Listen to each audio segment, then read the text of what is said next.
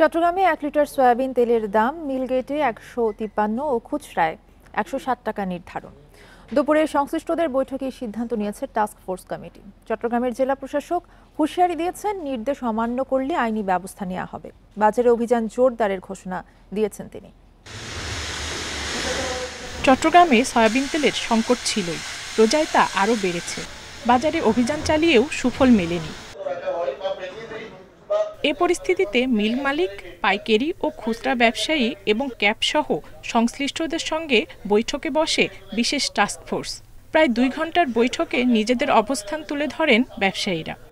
শিপমেন্টের কারণে এক মাস ধরে মাল ডেলিভারি করাতে পারে নাই, ইভেন দো সিটি গ্রুপও পারে নাই, পর্যাপ্ত ডেলিভারি করতে পারে নাই। এই না পারার কারণে আমাদের বাজারটা অসহনীয়ভাবে বেড়ে আসছে। 2-3টা মিল মালিক অফ হয়ে যাওয়ার কারণে, ওদের প্রোডাক্ট বাজারে না থাকার কারণে যে ক্রাইসিসটা আগে থেকে হয়ে আসছে, ওইটার একটা ইম্প্যাক্ট এখন এসে পড়ছে। ক্রাইসিসের কোনো বিষয়ই নাই, কিন্তু যেটা দেখা যাচ্ছে খাতুনগঞ্জ থেকে খুচরা মার্কেটের মধ্যে মেকানিজমটা হতে পারে।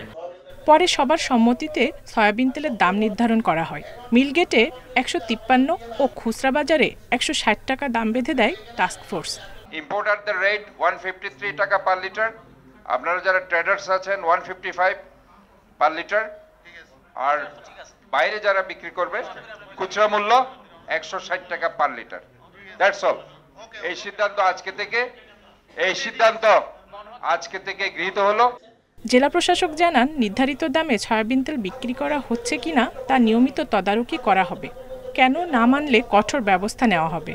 কেউ চাইলে এটার নিচে বিক্রি করতে পারবেন, এটা ক্রস করা যাবে না এই সিলিং। আর এটা আগামী রমজান মাস পর্যন্ত চলবে। এপ্রিলের 10 তারিখ পর্যন্ত এই সিদ্ধান্ত বহাল থাকবে। 10 এপ্রিল পর্যন্ত সয়াবিন তেলের এ দাম বলবৎ থাকবে বলে জানিয়েছে টাস্কফোর্স।